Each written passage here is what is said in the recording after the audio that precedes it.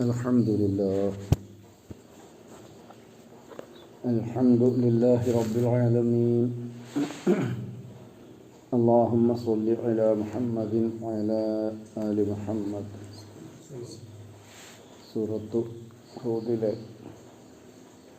69-70 ആയത്തുകൾ. أعوذ بالله من الشيطان الرجيم. بسم الله الرحمن الرحيم. ولقد جاءت رسلنا إبراهيم بالبشرى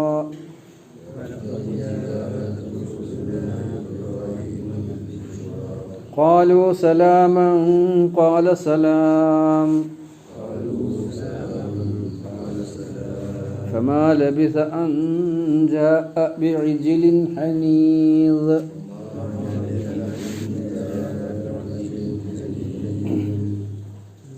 فلما رأى أيديهم لا تصل إليه نكرهم وأوجس منهم خيفة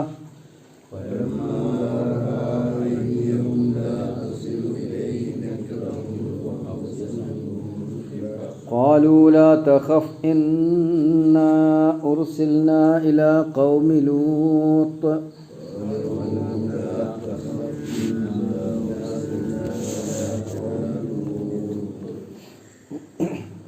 വലഖദ് ജാഅത് റുസുലുന, നിശ്ചയമായും നമ്മുടെ ദൂതന്മാർ വന്നു ഇബ്രാഹിം അലൈഹിസ്സലാമയുടെ അടുത്ത്. ബിൽ ബുഷ്റ, സന്തോഷവർത്തമാനവുമായി. ഖാലു, അവർ പറഞ്ഞു, സലാമ എന്ന് പറഞ്ഞു, അള്ളാഹുവിൻ്റെ സമാധാനമുണ്ടാവട്ടെ, സലാം പറഞ്ഞു. ഖാല സലാം, അദ്ദേഹം തിരിച്ചു പറഞ്ഞു സലാം എന്ന്, അള്ളാഹുവിൻ്റെ ശാന്തി സമാധാനം എന്ന്. ഫമാ ലബിസ, താമസിച്ചില്ല, അൻ ജാഅ ബി ഇജ്ലിൻ ഹനീദ്, പാകം ചെയ്ത ഒരു പശുക്കുട്ടിയുമായി അദ്ദേഹം തിരിച്ചു വന്നു.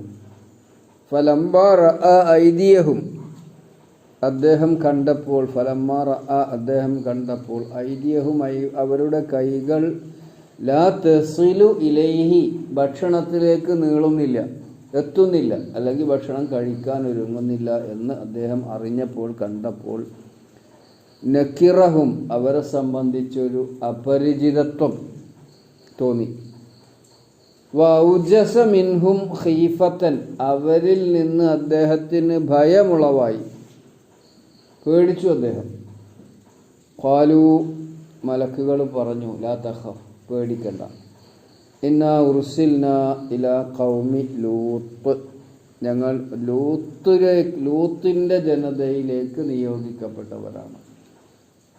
ഒന്നുകൂടെ അർത്ഥം പറഞ്ഞ കാര്യം മനസ്സിലായി. നമ്മൾ കേട്ടിട്ടുള്ള ചരിത്രമാണ്, നമുക്ക് അറിയുന്ന ചരിത്രമാണ്, അതുകൊണ്ട് ഒരുപാട് വിശദീകരണത്തിൻ്റെ ആവശ്യമില്ല ഇവിടെ. ഞാൻ ഒന്നുകൂടെ അർത്ഥം പറഞ്ഞുകൊണ്ട് അവസാനിപ്പിക്കും. വാക്കിൻ്റെ അർത്ഥം ഒന്ന് ശ്രദ്ധിച്ചാൽ നമുക്ക് കാര്യം മനസ്സിലാവുമല്ലോ. വലഖദ് ജാഅത് റുസുലുന, ജാഅന വന്നു, റസൂല് എന്നുള്ളതിൻ്റെ ബഹുവചനമാണ് റുസുൽ, ദൂതന്മാർ. വലഖദ് ജാഅത് റുസുലുന, റുസുല് എന്നുള്ളത് മജാസിയായ സ്ത്രീലിംഗം എന്ന് പറയുന്നത്, അതുകൊണ്ടാണ് ജാഅത്ത് എന്ന് ഉപയോഗിച്ചത്, സ്ത്രീലിംഗമായിട്ട് ഉപയോഗിച്ചിരിക്കുന്നത്. ബഹുവചനങ്ങൾ അങ്ങനെ ഉപയോഗിക്കാറുണ്ട് ചിലപ്പോൾ. വലഖദ് ജാഅത് റുസുലുന, നമ്മുടെ ദൂതന്മാർ വന്നിട്ടുണ്ട്, തീർച്ചയായും വന്നിട്ടുണ്ട്, ഇബ്രാഹിം അലൈഹിസ്സലാമയുടെ അടുക്കൽ. ബിൽ ബുഷ്റ, സുവിശേഷവുമായി. ബുഷ്റ, ബഷീർ, ബുഷ്റ, ബിഷ്ർ എന്നൊക്കെ പറഞ്ഞാൽ സന്തോഷം എന്നുള്ള അർത്ഥത്തിൽ ഉപയോഗിക്കണം പദമാണ് ബുഷ്റ. നമ്മൾ കുട്ടികൾക്ക് പേരൊക്കെ ഇടല് ഈ ബുഷ്റ എന്ന് പറഞ്ഞല്ലോ. ബിൽ ബുഷ്റ, ബുഷ്റയുമായിട്ട് സന്തോഷവർത്തമാനം, അദ്ദേഹത്തിന് കുഞ്ഞ് ജനിക്കുന്ന സന്തോഷവർത്തമാനം, അതാണ്. ഖാലു, ഇൻഷാ അല്ലാഹ് ശേഷം വരുന്നുണ്ട്. ഖാലു, അവർ പറഞ്ഞു, സലാമ, സമാധാനമുണ്ടാവട്ടെ, ശാന്തി ഉണ്ടാവട്ടെ എന്ന് ആശംസിച്ചു, അഥവാ സലാം പറഞ്ഞു.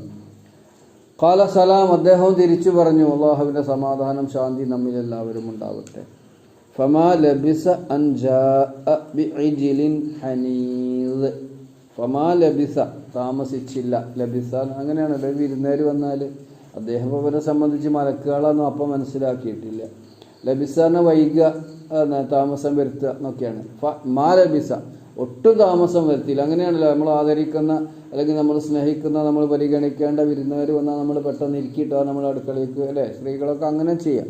അതതിൻ്റെ ഒരു മര്യാദയാണ്, ആതിഥ്യ മര്യാദയാണ്. അദ്ദേഹം ഉടനെ തന്നെ ഫമാ ലബിസ അൻജ ഇജിൽ പറഞ്ഞ പശുക്കുട്ടി, ഈ വാക്യം നമ്മൾ മുമ്പ് പഠിച്ചിട്ടുണ്ട്. പിന്നെ സാമിരി പശുക്കുട്ടി ഉണ്ടാക്കിയതിനെ സംബന്ധിച്ച് ഇജിൽ ബി ഇജിലിൻ ഹനീദ്, ഹനീദ് പറഞ്ഞാൽ പാകം ചെയ്ത് വളരെ വേഗം അദ്ദേഹം ഒരു പശുക്കുട്ടീനെ അറുത്ത് പാകം ചെയ്ത് കൊണ്ടുവരികയാണ് ഇവർക്ക് അതിഥികൾക്ക് ഭക്ഷിക്കാൻ വേണ്ടിയിട്ട്. ഫമാ ലബിസ അൻജ ബി ഇജിലിൻ ഹനീദ്, പാകം ചെയ്തത് എന്നാണ് ഹനീദ് എന്നുള്ളതിൻ്റെ അർത്ഥം.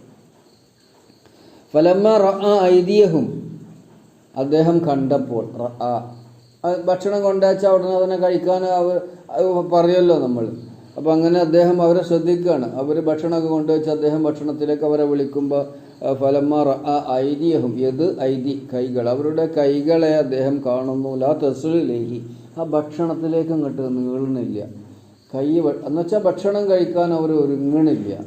അതാണ് ഭക്ഷണത്തിലേക്ക് കൈ നീളുന്നില്ല.